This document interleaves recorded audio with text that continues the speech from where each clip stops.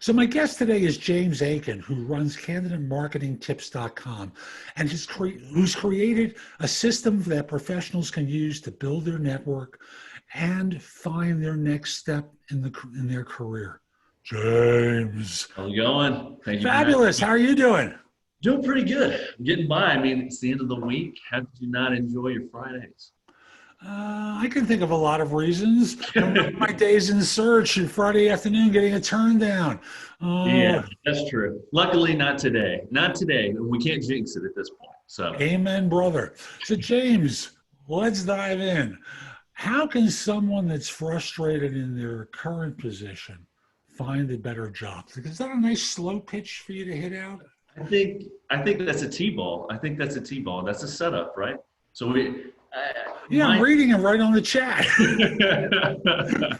well, I would say that it's really, if you boil everything down, it's really five big steps. So the first is just getting a solid concept or goal of what you want, where you want to be. Sometimes I talk with people and they're like, well, if it's a salesperson, they say, oh, well, I could sell for anyone. I'm a salesperson, I can go anywhere. And while that may be true, we want to think first about where do you add the most value? You know, where would you want to fight battles that you can win, right?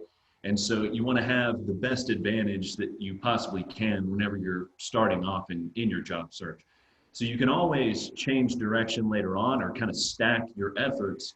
But if you don't define things, it's very hard to gauge your progress in a real way. So that's kind of the first step. It's just getting a good understanding. So, getting a good understanding of the kind of job you want to do, the kind of career you want to have, like what do they have to get a good understanding of? Yeah, so exactly that. So in the case of somebody that is maybe a recent graduate and they haven't really stepped into their full career yet, it's just defining, okay, well, if you have an engineering degree, chances are you're going to be an engineer, right? You're going to want to go down that route. Chances are, maybe not everybody, right? But I would say that it's just defining your ultimate goal there. If it's somebody that is, you already enjoy your industry. I work in the building materials industry. If it's a window salesperson and they want to stay in the window industry, then naturally they just define that as their goal there. If they want to be, sometimes salespeople run into situations where operationally the team can't keep up with what they're selling, and maybe they start to get hit on commissions, not because of what they have achieved on their own, but because the team can't, hold up their end of the deal. And so if that's what you want to achieve, is to get to a place that has a lot of operational capacity, then you would put that as your definition of what you want your goal to be. So that's kind of what it's all situation specific, right? It's so interesting that you talk about for the salesperson, have an operational backup for what you're selling. It reminded me of something from many years ago when I lived with a woman who is, and I'm going to use an old name from the financial services industry, the old Merrill Lynch. And she was the first woman commodities broker for Merrill. And their back office was awful. And brokers were being charged for mistakes that the back office made. You write a ticket, place an order, and suddenly you're getting charged to your account because of their mistake. And it's interesting that you bring up this example of having the capacity to back up your play as being something that if you're going to be a salesperson, you have to make sure that there's some capacity behind you. Well, exactly, because if you're a salesperson, you don't want to deal with the things going wrong after it's really supposed to be out of your hands. Because you can focus your time on new business development, you could focus your time on building accounts, but instead you're having to focus on trying to put out fires. And it's really hard to be, the most successful when you're having to give a huge chunk of your time to just basically apologizing to people because the fulfillment wasn't there. It's funny. There's a client that I work with as a coach, and he heads up sales for a firm. And his salespeople write business, and then they have a group of people who do installation and ongoing support of the equipment. And I've tried to encourage him to get management to think of what the Apple experience is like when you get an iPhone. Okay. because their people do nothing like that. Everyone talks, has this complete understanding when I talk about the Apple experience. When you get a phone, the Yeah. box is perfect. It Yeah. fits. It's beautiful. Yeah. Everything, and their experience is a dirty box shows up. Maybe they dust it off, Banged they up. plug it in, they get it to run, they don't make sure it's running perfectly. A day later, there's a support call because no one's shown them how to use stuff. And thus, it's interesting how this all ties Yeah. together. And it's funny that you bring up the box and the customer experience there. Is people do, I feel like they just either undervalue or underrate it to such a degree, because it's like, well, that is a huge part of the customer experience, is opening it for the first time and taking in, like you're saying with the Apple stuff, you take one piece at a time. First, you're taking the phone out, you're looking at the phone, then you pull the thing up, and then you have the wire, and you have the charger, and it's all very well put together. And it's, yeah, nobody is going to buy. Chances are nobody's going to buy an item solely for the package, but it's all about improving the customer experience as a whole and grounding, your brand as luxurious or high end. If you're paying attention to the small details, then that's what really defines a brand. It's not the major stuff. It's not what you do functionally. It's everything you do. Right. And we've been talking about the first thing is about getting clear about what you want. And Yeah. we've been extending this into areas using the salesperson example for, do they have the capacity? What's the experience? What's the reputation of the organization? A lot of different things in terms of the work environment for things you should be looking for. And there's a lot more that we're not going to go into today on that one topic. Folks, you have to sit down and start thinking about it. And I'll just simply say, it's a lot easier to sell the product that everyone wants versus the one where you have to beat down doors Yeah. because no one's heard of it before or it has a bad rep. And that all comes down to one of the next steps, but that all comes down to the audience. I think one of my favorite examples is Frank Kern, who's an internet marketer or just marketer in general. He talks about how writing a sales letter. He's like, if trying to sell ice to an Eskimo is one thing, but he's like, if your audience is, if your product is a date with Miss America, and you have a list of recently guys that have recently gotten out of jail, and you're mailing them, it Or doesn't women who've really matter. recently got out of jail too. Let's be aware. Oh, is that true? Men or women who've recently got out of jail, they may both get excited by Miss America. Well, it was saying it doesn't really matter what you say at that point. It doesn't really matter what delivery you have, because you can basically say, hey, you bunch of morons, how about a date with Miss America? And they're going to respond. And so it's just about the audience that you're in front of. You want to get in front of the audience that you're most valuable to.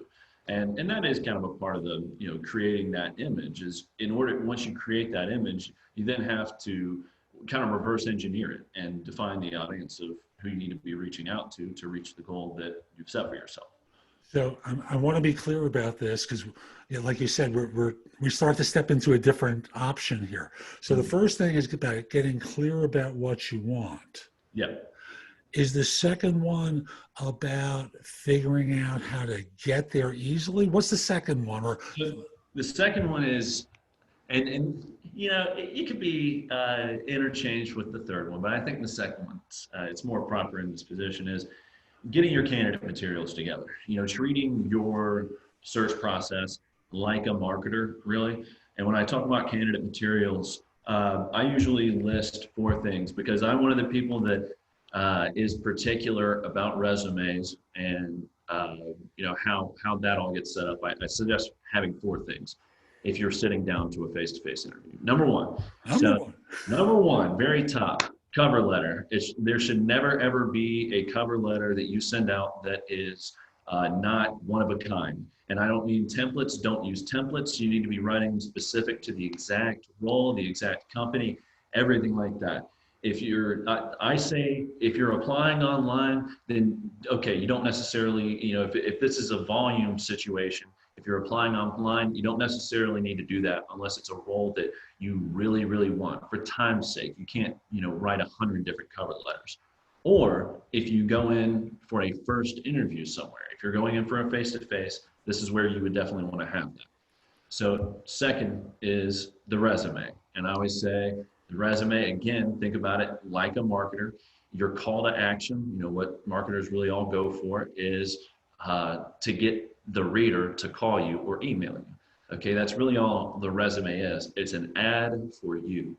And so what we want to do is we want to make it as easy as possible for them to recognize your contact information, recognize who you are. But the key thing that I say is to focus your real estate, essentially, of your resume. We're keeping it to one page, and you want to focus most of the real estate on your most recent role. And instead of just listing your responsibilities, you want to turn those sentences into achievements. So instead of saying, I managed 5 salespeople in the Atlanta metro, you would say, I grew a team from 3 sales representatives to 5 in the Atlanta metro, meanwhile increasing their closing rate by 20%. So we want to be exact. We want to basically think about talking to, your prospective next boss. What are they going to find interesting? What are they going to find as a statistic that shows that you're the real deal? That if this is true, then they're the real deal, basically. And I always think about, what do they really care about? Yeah. What's going to get them interested in about you that's going to make you stand out from the pack? Yeah, exactly. Because they're interviewing other salespeople. All of them have those responsibilities of, I cold called people, I managed accounts, I blah, blah, blah. Everybody's resume is saying that. So show how it's different. Show how it's different. And so the third thing is, because I like to keep it to, a resume, just a one page, I would say if you have to have extra info, there's a concept I have called just an achievements page. And so what we do here is it's really more of a kind of a case study of achievements you've had. So you'll point out one thing that, one statistic, one thing you did, one outcome that you made, and then basically just write a paragraph about it, or, last couple sentences, and list just 4 of them. It's kind of like an index. It's just a longer form version of the resume. If they want to learn more, they can. They don't have to always check it, because you want them to call you after just reviewing the resume. But if they want more information, it's right there. And then very last, you should always have a pre-written managerial reference, something that your previous manager did. If you don't have the ability to get a reference from a previous manager, salespeople can use customers. I would say that, using a peer reference isn't always the best, but it's better than nothing. But you want to have some type of reference. Best situation is managerial reference. So you've got those 4, sheets, those 4 pieces of material. That's your candidate packet, and that's really going to help with how you present yourself. Because then you're kind of like showing up to the interview like a lawyer. I mean, you've got all the supporting evidence. You've got other people that have said good things about you. You have the proof behind certain metrics that you were hitting. On the cover letter, you're talking directly to this company and this opportunity, convincing them why you're the real deal and that you can make a big impact at this company. I mean, people don't see this very often. And whenever you take those actions, you stand out in an incredible way. It's kind of a lame quote, but I remember the movie Waiting, and on the training video, one of the quotes was, the only difference between ordinary and extraordinary is that little bit of extra. Well, that's so true in so many different ways. And it's just like, if you just take these it's not going to take you any extra time, really. But if you just take these little steps, you can stand out in such a big way. So we got cover letter, one-page resume, achievements, So that's the third page. It's like a one page summary where you talk about able to leap tall buildings in a single bound and did so for the entire city of whatever, and Exactly. leaped over every building in the entire downtown. And number four is the reference list. Yeah, yeah. Or So not a reference list, a pre-written reference, like a direct reference from somebody, not just your reference list. could someone use the references on their LinkedIn profile? Do what now? Could someone, in effect, copy some of the recommendations from their LinkedIn profile, I think that notifying them would, people in advance that I, I'd like to do that? yeah, I think if you could do that, and I think that would be good if the design looked good. I mean, if it was aesthetically pleasing, then I would definitely do it. But I wouldn't just slap them on there. And folks, notice it's also about appearance. It's Yeah, not, yeah, a lot of folks just think in terms of this is the data, these are the right. facts, this is what I've done, and you got to be pretty, you got to Yeah, make it yeah. look nice, it has to be handsome, and if you don't do that, you'll look like a bum. Yeah, it's about number one is consumability, number two is design, and number three is the message. I mean that's really kind of how you have to think. That's why I say you should have a resume as one page and have it very short and how you explain things because you want them to easily be able to consume that information. You don't want them to look at it and be like, "Whew, you got paragraphs, you got all this. This is a giant wall of text." You don't want to make things intimidating for your reader.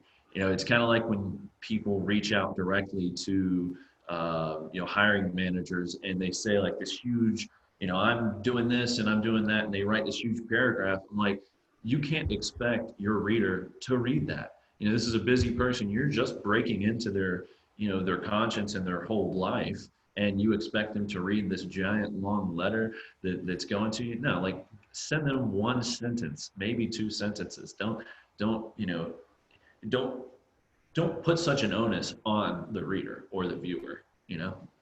It's funny, when I coach people, I do it a little bit differently. And folks, everything works. I just want to be clear about it. Everything works in job search. It never works Yeah, as often as we'd like, but everything really works. I'm a believer in cover letters as well as a sales tool. It yeah, confirms a lot of the things that they're going to see next. If all this is being emailed in advance to get the interview, then it becomes the body of the email. If you're uploading it to an applicant tracking system, and by the way, folks, never, ever apply for a job through an applicant tracking system. It's called the black hole for a reason. yeah, Network your way to a decision maker or to someone who can get to a decision maker. But 100%. if you are going to do it because you're lazy and you don't want to take the time, make the cover letter page one of your resume, but have a keyword stuffed because the Yeah, applicant tracking system is going to be looking for the keywords of the job on page one.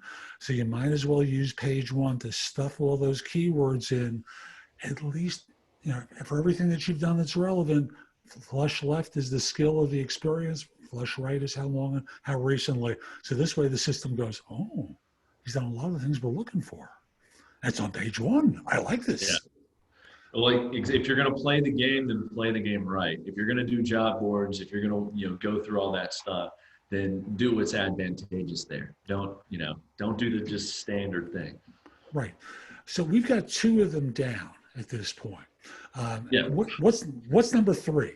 So number three is what I was talking about earlier, where it could be interchangeable, but that's identifying your audience exactly. So that's the point where you are getting company names, you are getting names of specific people. If I hate to use the sales example over and over, but if you're a sales guy, naturally you want to talk with a sales manager. Maybe you want to talk with the functional head of sales, or you want to talk with an organizational leader like the president or somebody in the C-suite. Or you can also talk with HR. That's another option to go through. Ooh, ooh. It's the lazy way, folks. Yeah, yeah, yeah. Find out who runs the function. Yeah, that's the best way to do it. But there's always something to be said for mushrooming the account. Everybody agrees. Everybody, you want to have multiple points of contact. You never want to. And I say this, in a little bit in defense. You don't want people to not be on your team. if they find out that you've contacted the head of sales, the president, and and the sales manager, and HR hasn't heard about you at all, they're probably not going to be on your side throughout the process. And they do have influence, so it's you want to make sure that you don't look, if you're mushrooming like that, then you need to think about who all your think about the ripple effect of what you're doing. James, when you were a rookie recruiter back when dinosaurs roamed the earth, or at Yeah. least when people started using metal, the person who trained you told you never to contact HR if you could avoid it. They told you to go to the hiring manager. These people should be no different than you. Come Sure. on. Well, that is the, hey, look, I have a knot on my head for beating it against the wall in certain situations, but you still don't want to turn away from opportunity. Yes, there's situations where they don't necessarily want to work with you. Maybe they're harder nosed, and but you can't. I hate to say it. This might be the best thing I'll say all day, but you can't stereotype. You got to work through. You got to make sure that you work through everybody. You got to make sure that you're checking all the doors that are possible, because ultimately it's your outcome. I mean, it's your life and it's your career that you're worried about. So there's no advantage to not contacting them, I would say. And I'll also say, a lot of hiring managers will tell HR who they want to talk to. Yeah. And HR may go, and they'll still talk to you. They'll still talk to them. They'll still talk to them. Because the manager has told them to talk to you. And if you can't get to the hiring manager, contact HR. Yeah. But there's always a way. There's always a way to get straight to the hiring manager. Depends how bad you want to get to them, I think. Ooh, maybe we do another interview around that one. 101 ways to get to the hiring manager. That's a fun topic. Yeah. I'll have to be careful with that one. I know you train all your competition all over the country. I understand. Right. Number 4. Number four. So that's, and you have touched on it a little bit before, and this is kind of the standard thing. Going direct. Okay. The job boards are great, but going direct is really what you need to be doing. You need to, whether you're looking for a job now and you need an urgent change, or you just want to be prepared in the future, or you want to be well networked in order to have opportunities to improve your career in the future. Because just because you're happy today doesn't mean you're going to be in the right spot in a year, 2 years, or 5 years. And you're better off whenever you have a strong professional network that's industry specific, that's function specific, and you can always end up, basically uncovering these opportunities that recruiters talk about all the time, the invisible job openings. And so it's like, those are there. And not only are there invisible job openings, there's job openings that if you're so valuable in your career, you're so successful at what you're doing, people will make a spot for you, like especially in sales. People will make a spot for you. It's just, you have to be in front of the right people, and you have to have the right presentation, and you have to have the proof that you are the real deal. And so if you actually are well networked and you have multiple people in that industry that are vouching well for you, I mean, it basically solidifies it in a manager's mind. So it's kind of like just focus more on the networking, going direct. What I always say on the job boards is apply far and wide, do it, just aim for volume. I probably don't get a lot of cheers for saying it, but I say just basically look at the company and look at the job title, and that should be good enough. That should be good enough for you to figure out whether or not you want to apply for it. I mean, I don't see any advantage in sitting there and filtering all the, reading all the stuff and filtering and thinking, do I meet the 2-year requirement or the 5-year requirement? I think you're wasting so much time. And really, if like I was saying before on the job boards, if you want to play on the job boards, then play the game right. They're going for volume. They have, like you said, the black hole, right? They have hundreds of people applying. Okay. So don't be, surprised whenever that's the environment that you're set up in. That's why you want to go for high volume, and then you can screen out the people that want to interview you. If you're not interested in interviewing with somebody, then decline the interview. Don't rule yourself out of the job before, you've even gotten, if someone's going to show interest in you, then you should consider it. Like, basically, just don't worry about filtering the jobs on the job boards. Filter them once they get back to you and want to interview you. It's so funny because when I worked in search and I did it for certainly dinosaurs were roaming the earth back when I started. I used to hate getting spammed resumes because it was a time waster. Yeah. But in terms of from the job hunter perspective, the only thing I would encourage people to do is take a quick skim of the job description. Make sure you hit the basic talking points both in the resume and your LinkedIn profile, because all firms are going to LinkedIn to confirm that what's in the resume and the LinkedIn profile are somewhat congruent. Yeah. Because if so often they aren't. It's hideous when that happens. Like there's an extra job somewhere on one of the two, or something, because someone took it off in one place and forgot to take it off in another. And by the way, folks, you don't remember all the places you've applied to in your career, do you? Oh, no. And if you're going to play the game of taking a job off, just remember there's an applicant tracking system where you didn't take the data out of it about what your background was in that particular job. Because I know when I was in search and I would get that resume that was missing 2 jobs, and I go, it's interesting. My system has you working at 2 other places. Right. And then I'd shut up. And watch them squirm. Right. And understand not everyone is as courteous as I to at least ask why that happened. Most people will just hit the delete key.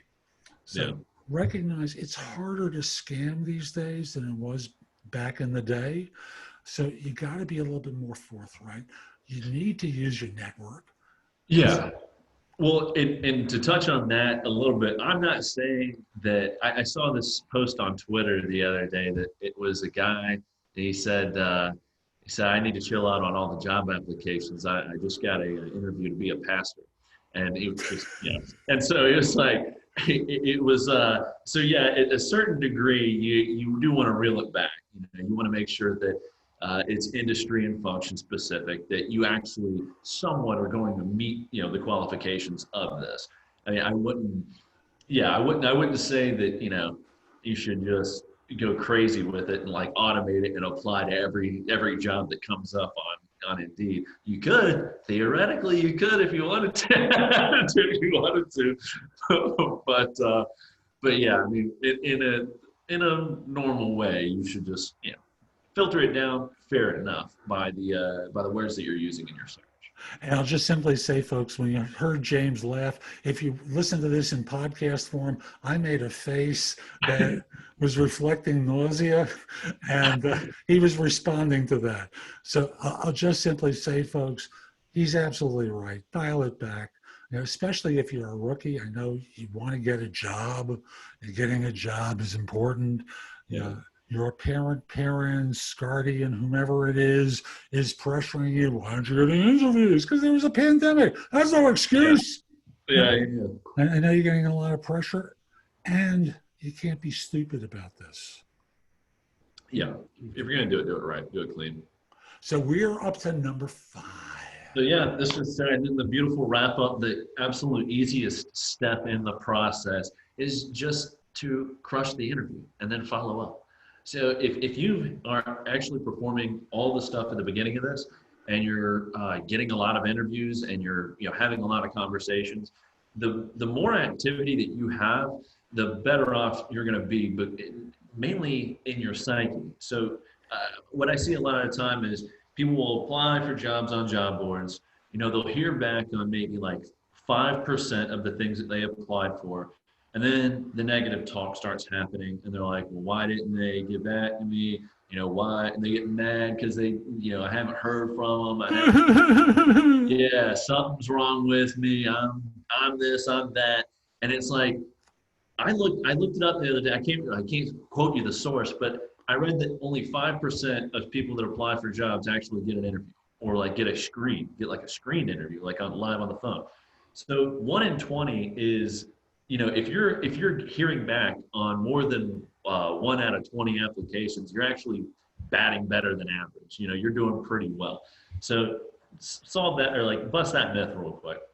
But mainly, like on the other side, if you're getting interviews, if you're getting traction, and especially if you're networking well and you're having, valuable conversations with people that recognize your talents, that understand how valuable you are, that's going to do a lot better on your self-esteem and how you approach everything versus this mindset of being defeated along the way.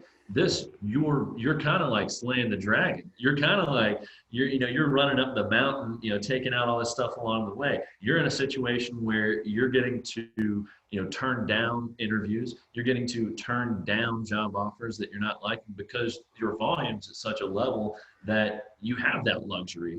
And so when you're sitting in the driver's seat like that, like how could you interview? It's pretty hard to interview poorly if you don't, maybe if you don't do some of the major things, you don't dress correctly and do some of the major things. But it's you're in a much better position there because you have high activity than like I said, the kind of defeatist, like, oh, I'm lucky that I got this interview. Oh, I hope that they give me an offer, and that's the only interview I've had for the last month.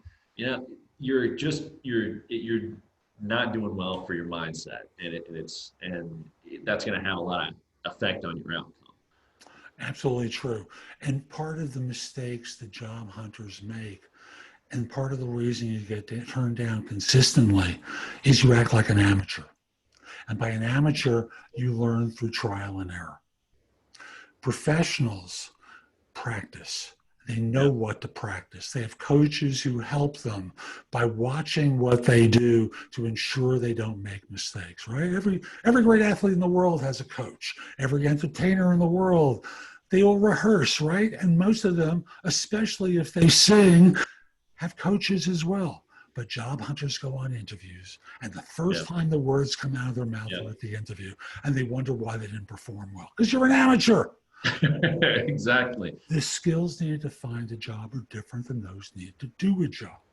Yeah. And we've been talking about some of the things that you need to be doing, including networking, not just simply during your search, but between searches, to stay in touch with people so that when you need them, when they need you, you don't feel like one of those people who's trying to take advantage of someone else. You want to have a relationship with people because they want to help you. Yeah, absolutely. So I'm going to put you on the spot for something that we didn't talk about in advance, but it's something you can do in your sleep. And it's the idea of what makes you interview someone? What causes you to want to choose to have a phone screen with someone?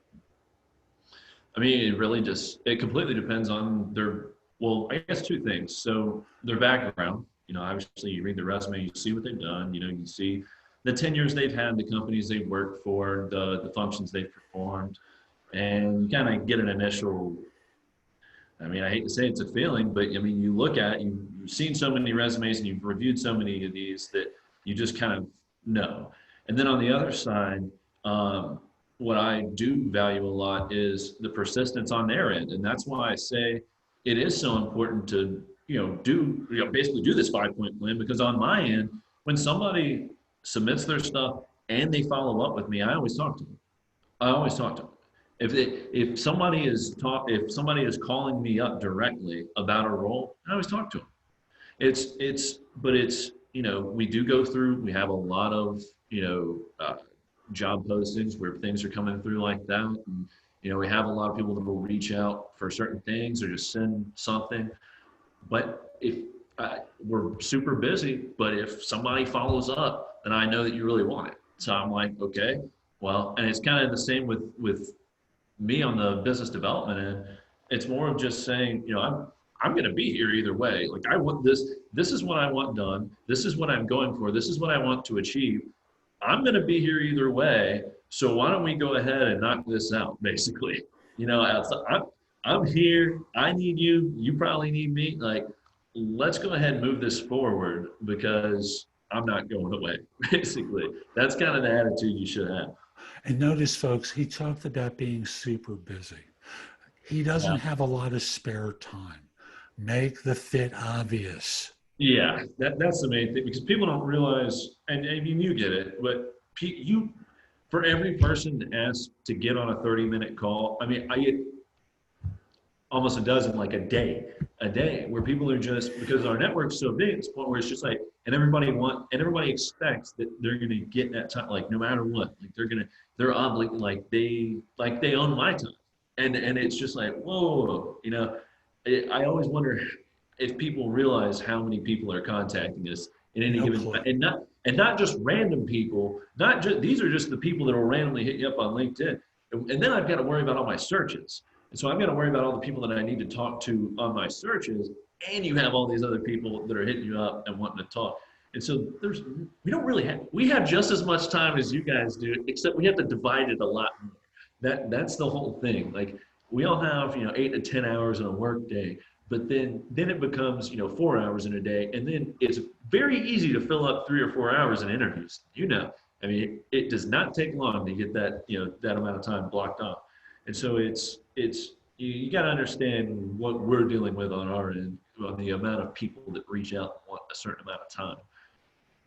Thank you. That was perfect because part of what James has been telling you is he's super busy. His clients are paying him to find people. Yeah. He's not there to allow you to bask in your own magnificence about what a wonderful person you are. He wants to know how you can help one of his clients so he can fill a job, earn a fee, pay for the house payment, and all the other stuff that people do as human beings.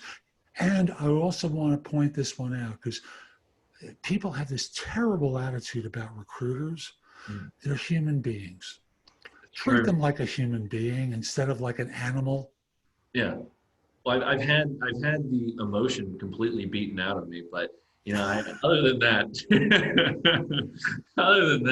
no, I mean, being on the phone, I always tell people this, and it kind of blew my mind because I was working with somebody that they were new and they had never done recruiting before, and we're not used to some of the negative feedback sometimes you get, some of the negative stuff that you get whenever you're developing business or recruiting, and it was funny because I was like, man, I forgot what that was like because you never, I mean, you eventually get it out, like you're like any negativity, you're just like, all right, that if you get a negative reaction, it's just like, well, it doesn't matter if this individual person's negative because I have all these other people to worry about. So this is just one person in this crowd, in this conglomeration, if that's a word, of people.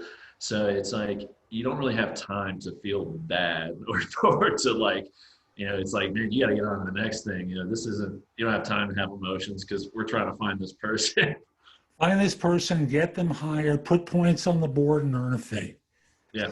James, this has been fabulous. How can people find out more about you and the work that you do? Yeah, well, I mean, if you'd like to get a free copy of our candidate guide that'll kind of walk through what we talked about today, just go to candidatemarketingtips.com. Outside of that, I run Legacy Search, recruiting firm for the building materials industry, but those are the best ways to get a hold of me.